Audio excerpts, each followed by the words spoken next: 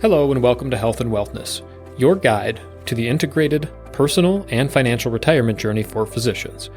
I'm your host, Michael Swartz, Certified Financial Planner and Master Certified Physician Development Coach. All right, Dr. Rob McGregor, recently retired CMO of Akron Children's Hospital, and as we talked about in our last episode, continuing on as Professor of Pediatrics at Neomed University. Rob, we talked about it in the first episode, but today our conversation is going to be centered mostly around this, what you're retiring from and what you're retiring to. And we'll talk a little bit about some of the stigmas around coaching and how we've started exploring the personal retirement journey together, because every physician is out there known that they need to have a financial retirement plan. But in my experience, some physicians have phenomenal retirement plans that are financial and do great in retirement, and others have a strong financial plan and end up faltering and stumbling a little bit into retirement. And so, pulling back the covers and saying what's underneath that makes this personal retirement transition so valuable. And you have a unique perspective with some of your endeavors here in retirement, between coaching and some of this psychiatry that programs that you've developed. And so why don't we start with that and say you had a list of things you were retiring from, the CMO role, some successors, and now what are you retiring to? Well, so yeah, and I don't want to undermine the fact that many of my colleagues probably would say the thing I want to get away from most is my inbox, because EMR and the use of the inbox has created a whole new work stream. But that's a topic by itself. But kudos to you that are still doing that. I'm not sorry to not have mine. I'm just saying that. So one of the gifts that I had is just prior to COVID. One of the residency directors said, "Hey, Rob, we've got a problem. The ACGME says we need to offer some sort of mental health screening or resources for the residents. Would you help us build this for our hospital and our friends across?" There was an adult hospital that was independent in our town. And I thought about it and I said, "Well, I'm happy to help." But then the more I thought about it, I said, "Well, I'll only help if I can make it bigger." And they said, "What do you mean?" I said, "I'm not going to offer this just to trainees, although I do think getting upstream as far as you can get is a good way to desensitize people to the stigma of mental health. But I said, I want to offer this to all of us." And they said, "Well, knock yourself out." It was a complex journey and it's still evolving, but I cold called the chief of psychiatry, Joe Varley, at the adult hospital across town, who I'd never met before. But I said, "I have a proposition for you. Here's a big, hairy, audacious goal, one of those BHAGs." BHAGs, yeah. And I said, I want you to help me build something that you can take mental health services, introduce them when my guys aren't sick, and offer additional services when they are sick. And I said, "Guys, that's Central Pennsylvania vernacular for everybody. It's not a sexist term. I apologize." And he said, "Wow, you better come see me," because I think he thought I was a little, I needed some of his services. But together we built a barrier-free, not-for-profit, to provide concierge service, both in person and virtual, to anybody on the med staffs of our two hospitals and anybody that was in training at our two hospitals. And in its 4 years, we've seen 500 people. We see 200 in continued treatment. 50% of the trainees at the Children's Hospital on their exit interviews disclosed that they had taken services at some point during their training. So that's 50%. So anyhow, that was my avocation as I was running the incident command with my COO during the COVID for 2.5 years. We were, that's all we thought about was COVID. How do we recover from it? How do we manage it? How do we keep patients and our families safe and our employees? But I had this carve out. I don't think it was quite 20% of my time, but it was a big chunk of time and I felt like I was doing something to help people. Little did I know that COVID that needed even more than ever, but it really manifested itself. So that's a long-winded digression. I apologize. You can edit as much of that out as you need. Uh, but moving forward, that is one of the things I'm retiring to. We are spinning this off that is a completely independent from the hospitals 501c3. And if all goes well, by the time this is being broadcast, my team will be employed through the medical school so they can keep a not-for-profit situation and they can get their loans repaid. My treatment team, and we will open up services to any physicians in a defined geographic area, which is to be determined because I have to see how far I can spread the 3 psychologists that I have and the half of a psychiatrist that I have and stay under budget. So that's going to be a big big job, bigger job than I bargained when I was approaching the last 90 days, but it became a bigger theme in my daily journal. It was like, the adult hospital, just for those of you that aren't from Akron, Ohio, which is probably most of you, the adult hospital happens to be getting taken over by a venture capital group. And this probably has a little more risk than they want to accrue. So we are officially, as of December 31st, we are no longer governed by the 2 hospital organizations, and we're reconfiguring our board to make sure we can move it and get our philanthropic dollars that are tied up in some other things loosened up so that we can at least have a runway of about 5 years as we look for alternative fundings or an alternative model, because currently we give all that care for free. So that's probably a bigger chapter than you wanted. I think it's phenomenal, though, Rob, that you do have obviously the role as CMO that you're retiring from, Right. and yet you've identified such a large opportunity to provide value in the skills that you've developed across the arc of your career in medicine. And we've talked about this in our first episode a lot, but talk a little bit about how this venture, the APWI, if we can name it, Yep. how this APWI venture not only gives you a role to provide that value that you've developed these skills for, so a place for you to deploy your skills, but also how it aligns with your values as well. Well, clearly, well, it's not clear to people who don't know my values, but if I look at my value statement as I really try to hone it, one of my main values is to be a lifelong learner. So learning how to run a practice is not something that I was doing, even though there were some. I could massage that with some other business people along the way, but to feed forward.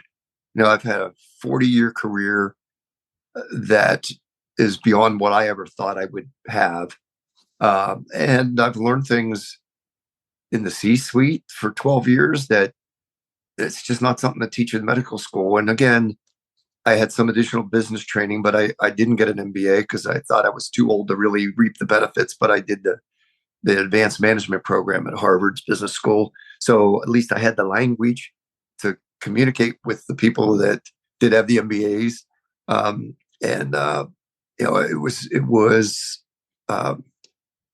it was just a great way to give forward.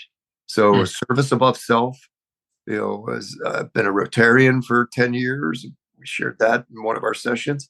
And that's their mantra. And that's true to me. My daughter went to a Jesuit college and that was their mantra.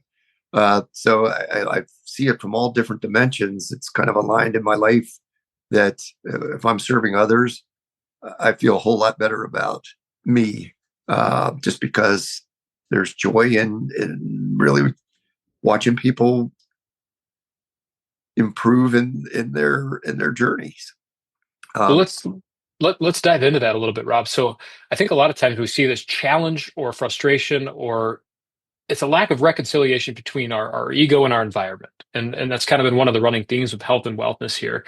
We have these things that we want to build positivity in our life from, but if they're self-centered goals, They can feel a bit hollow when we accomplish them, especially if we don't have someone to celebrate them with. And yet you're here saying, no, I've kind of got this flipped upside down. The service above self. La Crosse, Wisconsin is known for its servant leadership programs with Tom Thibodeau here. And uh, almost that double helix nature of it satisfies the ego, but it's through a greater purpose, which means you have more energy and more motivation to contribute to something bigger than yourselves that improves the lives of others. This is an exponential and compounding fact that putting efforts into these things that are bigger than ourselves, that service above self, is such a powerful and beneficial tool for the communities that we live in. Absolutely. And I think that one of my fears in retirement is that people are going to make assumptions that APWI is going to retire or somehow sunset.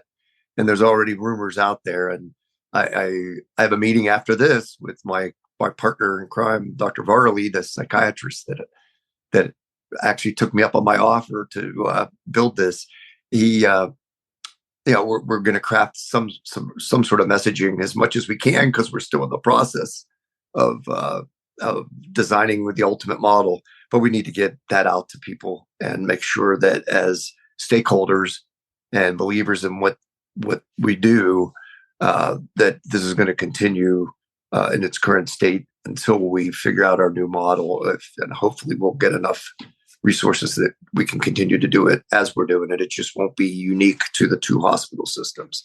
So that's an important thing to me. It gave me so much.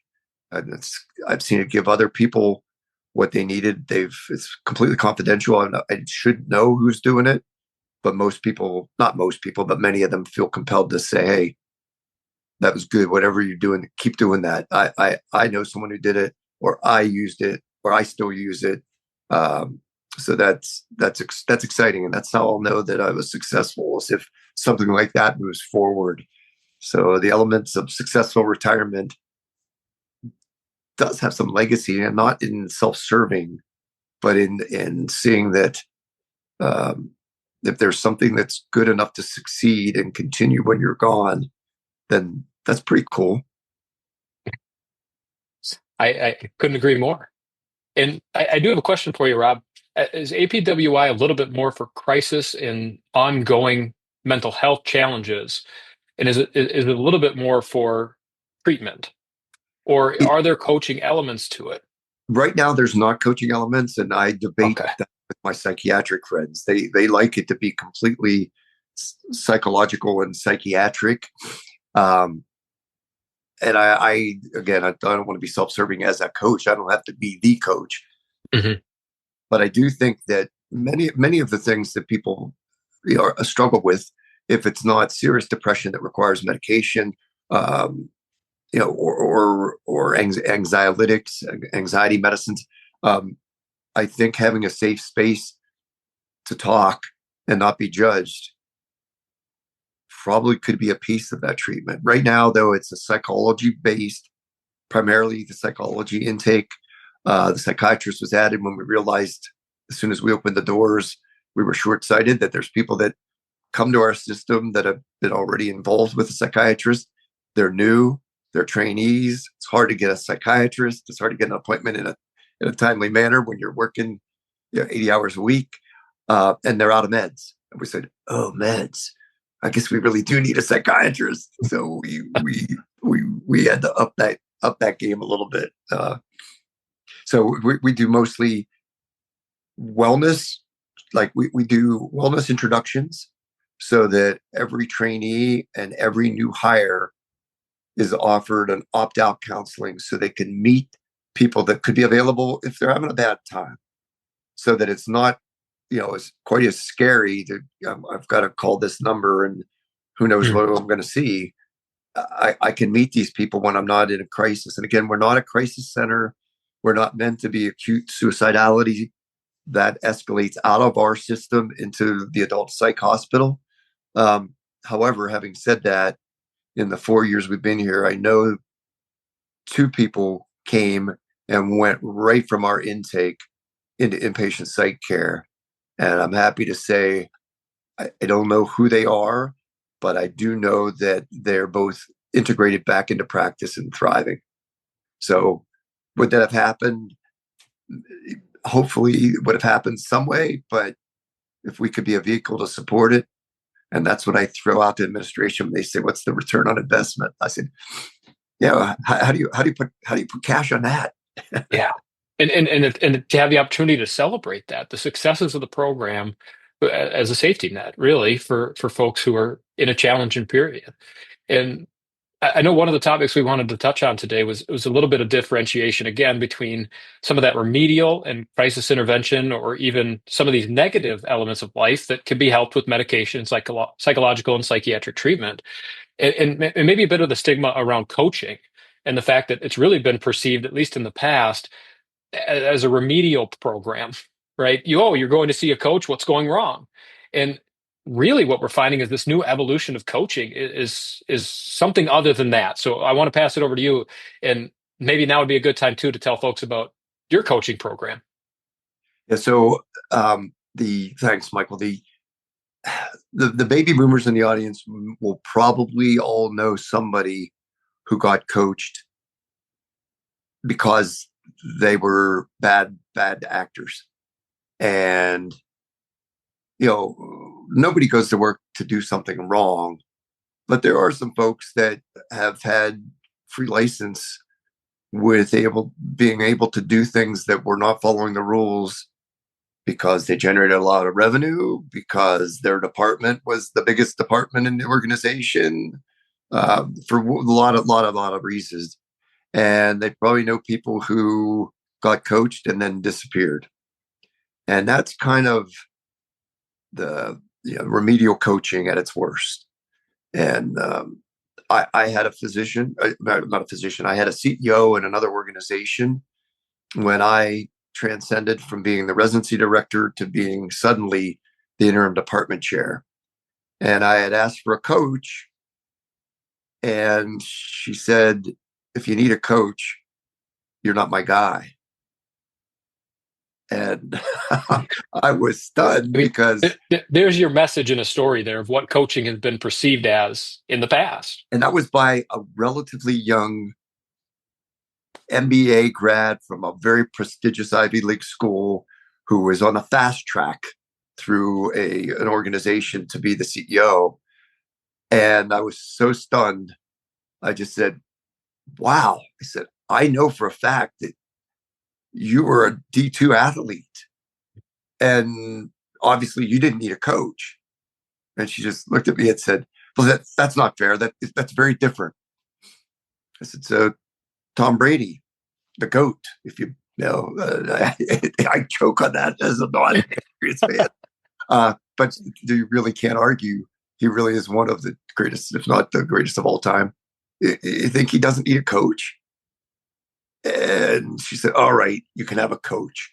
And I had the fortunate experience of having used a coach for two of my direct reports that were not being remediated. They were being primed because they were getting one was being there was some little corrective action, but the other guy he was promoted a little quicker than he should have been, and he needed to be authentic in his leadership as opposed to dictatorial because he was proven that he was really in charge. Anyhow, so I had met this wonderful guy that really helped them and helped me as the leader, and I said, I want that guy. And she said, "No, we're going to get you somebody that's more more experience." I said, "No, I want the guy that can teach me how to change my relationship with the young folks that I raised as red, or that I was their Uncle Rob." Uh, Anyhow, that got me going on this journey, and I think it's really important to try to get ahead of that negative stereotype that it really is about developing you playing to your strengths and modifying some of your behaviors that might get you into trouble, or at least being more mindful of it, can really make our docs the best they can be. Yeah, and I don't want to put a label on it here, but it is so it's amazingly powerful to reframe, to just take one step back from the ego, the I-centered story of an interaction. Say it's a negative interaction between a physician and a colleague, and it's so easy for us to write ourselves into that narrative that the confrontation was because of us. And really what coaching can do is provide some reframe for our own interactions with others, to maybe say, hey, I don't need to control this situation as much as I need to influence it, or just observe it, and really putting it in that healthy boundary of locus of control to worry about what you can worry about, and create distance from things that aren't that concern. And I do want to take just a 1 second break here, Rob, to let people know that the coaching designation that we have is actually physician specific. It is the Certified Physician Development Coach designation offered through Physician Development Coaching Institute, which is ICF certified. So the International Coaching Federation, which is really the gold standard of coaching in America. And so what we're finding, and internationally, and what we're finding here is there are professional accreditation services like the physician development coaching designation that can really tailor a generative relationship between a coach and a client, as opposed to remedial. And so it's not just some great life coach. I think there's a stigma here that, life coaches can be just about anyone who has an interest in nutrition and well-being. And really, this is a very niche training that you and I have, in specifically tailoring, your coaching program that I'd love for you to talk about next, to physicians in transition. So if we could now, let's talk about Sage Advisors. So, thank you, Michael, for for a commercial. I like that. Uh, so, Sage Advisors, and the advisor has a Z in the middle because the S was already taken. But that domain got. I reached out to my original coach from, oh man, must be 25, 30 years ago, and said, "You've always wanted me to be a coach. What do you think?" And he said, "Yeah, you're natural. I really want you to do it." He said, "But 10 years ago, I told you you didn't need any credentials because you lived the credentials. But now to get your foot in the door, you need to do it. And there's some other tools that you'll learn." So he really kicked me into the program that I had the opportunity to meet you with. And as we went through, and I say we because Michael already had this niche, I couldn't understand why this young upstart, guy that does, financial planning and wealth management would be doing this thing with mostly physician cohort. And we clicked pretty early on that we saw the complementary nature of it, because he had seen people that didn't do well, even though their bankroll was fine. They were kind of dropping off a cliff, as opposed to finding something that's exciting. And again, exciting doesn't have to be something that generates their revenue. It could be fly fishing. It could be, getting better at your golf game. Although I'll never get better at my golf game. I may play more, so for me, I just felt like I needed to feed forward. And this created an opportunity for me to really do what I love to do, which is to really help people. And well, a side gig, I do public speaking, and I love to facilitate small groups. So I think that combination of areas come together in a confluence of an area that is Sage Advisors. But my coach's marketing guy was introduced to me, and he's a retired New York City cop, funny as can be. And whenever I slip with a profanity or say something off color, he said, I've been a cop in New York City. You can't offend me. I dare you. But after I met with him, he said, "Oh, I've got your domain name." I said, "Well, we haven't really thought about that." He goes, "No, it's Sage. It's Sage Advisors." I said, "Really?" And he said, "Yeah, you got to capitalize on the fact that you have done this. Yeah. And you've done academics, you've done education, you've done the academics to get to be a professor. You've played the game on all those different domains, so you'll have a perspective regardless of where the doc is coming from."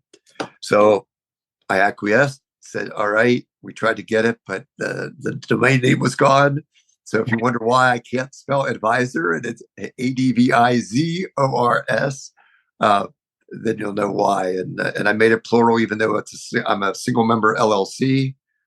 Just getting my website together, but I made it plural so that when Michael gets bored taking care of all your money, I could coerce him to come be part of one of my partners.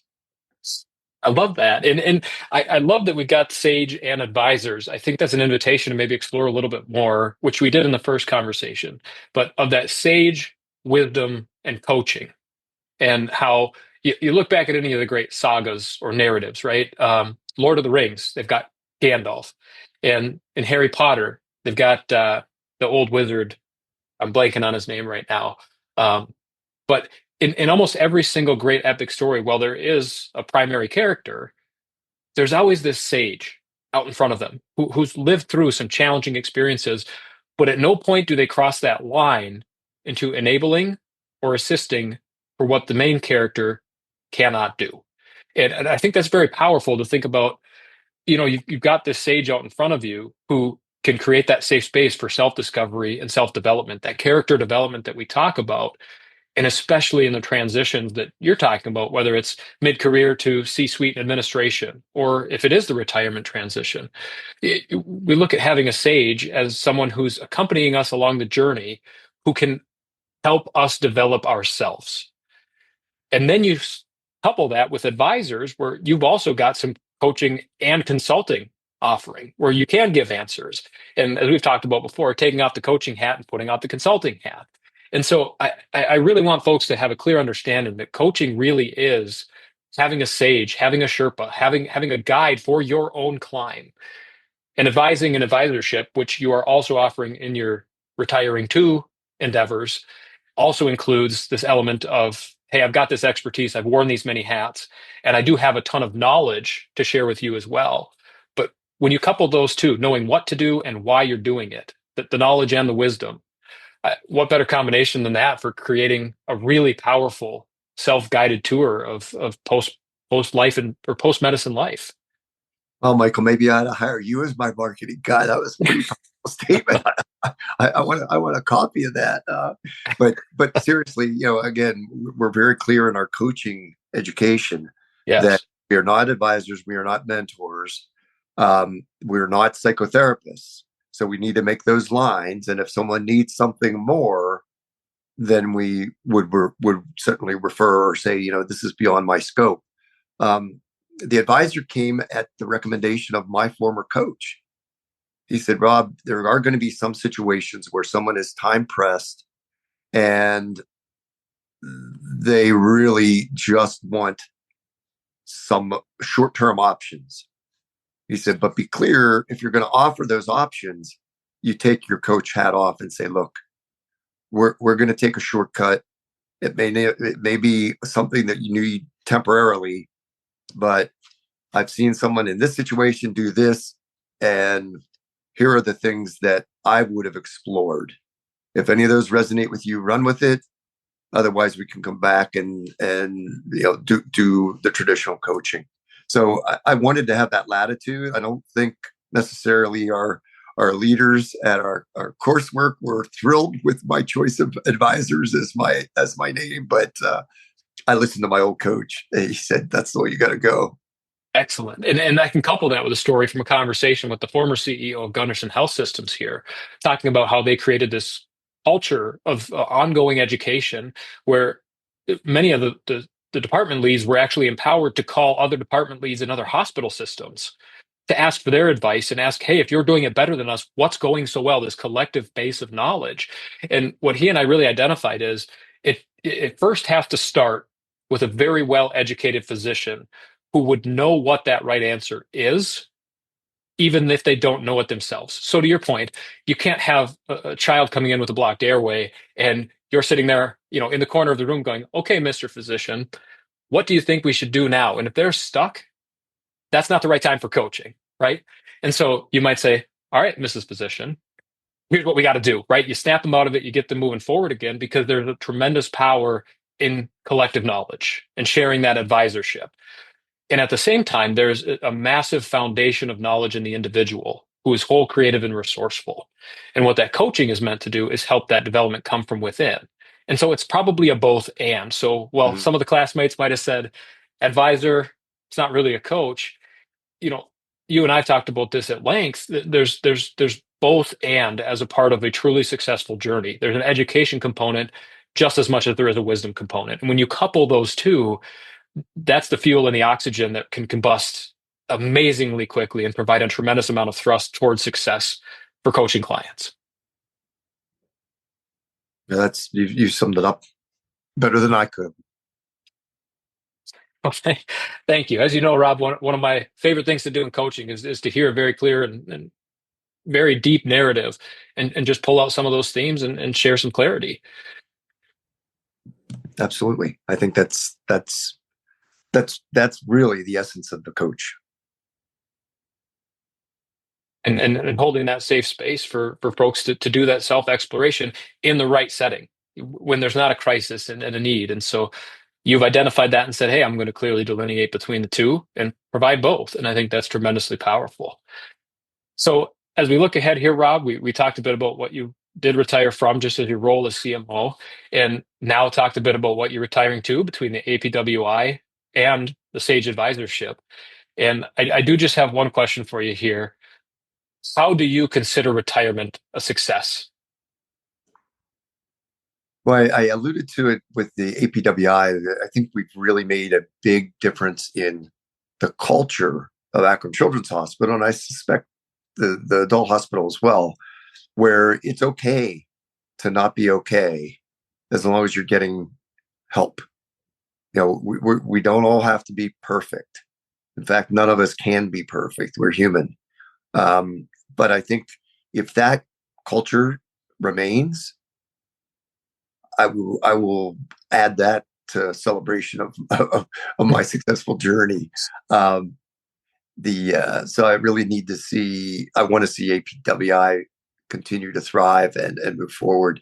Uh, and for me personally, within my business, I prepared well on the financial side. So this isn't something that I have to keep the lights on. This is something that I'm doing really to feed forward. And again, if we can help people, you know, recover from a setback, or ideally, as a preventative pediatrician, get ahead of it Mm-hmm. and really make that reduce the stigma there, just like we've tried to reduce the stigma of mental health services with my other hat, and then continue at the medical school to be able to offer some experiential work for the medical students that'll come the next generation. And what better way to pay that forward, as you said, feed forward, than giving others permission to be perfectly imperfect? So I think I think a successful retirement for me is I won't get in my wife's way during dinner, but I will be able to prioritize and control time and hours in terms of family time. Because while I really feel great about a lot of the things I've done, I recognize I've done it on the back of my personal relationships, my wife and my two now adult daughters. Um, I was always physically there. I wasn't always 100% there. You know, it just was part of, people laugh and say, you're married to your profession.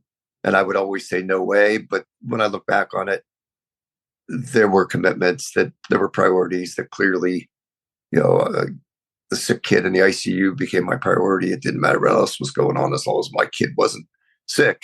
Mm-hmm. I was there in the middle of the night, and I was falling asleep at the dinner table because I stayed there all night last night, that kind of stuff. And again, I'm not saying it to be, I was heroic. That's normal for most of my generation. Yeah. We grew up before the 80-hour work week, and the trouble with being on call every other night is you missed half the good cases. But Yeah. I mean, that's not a healthy way to look at it. I do think there were extremes that we've come a long way. But I do think that this gives me the gift of of some time and the ability to be fully present. And I got a new granddaughter right about 5 days before I retired.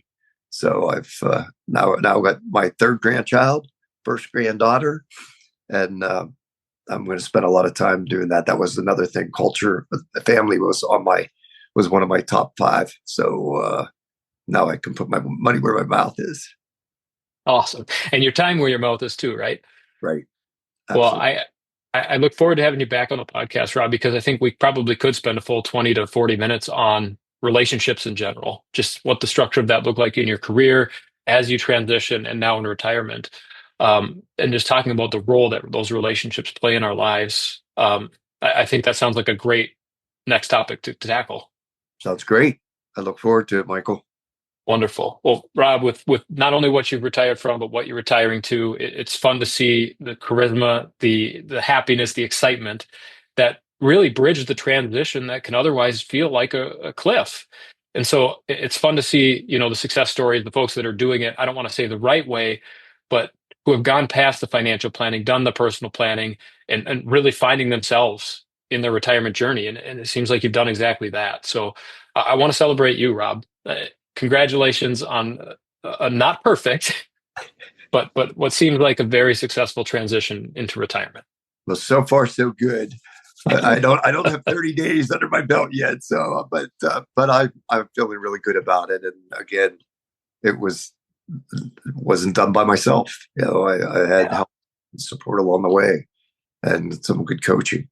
So we can hopefully model a way and intrigue some of our listeners here to at least think about that next step, so that they don't come back and say, yeah, I retired. It was great for the 3 months I was in Florida playing golf, and now I'm back and I don't have purpose. Yeah, that what's next. Which a good friend of mine, actually a colleague that I run into at the gym regularly, I thought, oh, he must be doing well. And I said, how you doing? He said, honestly, I'm not doing well. He said, I need to figure out what I'm going to do. So he's going to do what I've been lucky enough to do, but after the fact. And it was clear that it stings a little bit. Yeah, it does make the climb steeper. And so to flatten that out and do more over the course, like you said, 3, 5, maybe even 10 years ahead of retirement, to really start building that on ramp on a much longer trajectory, it just flattens out that climb.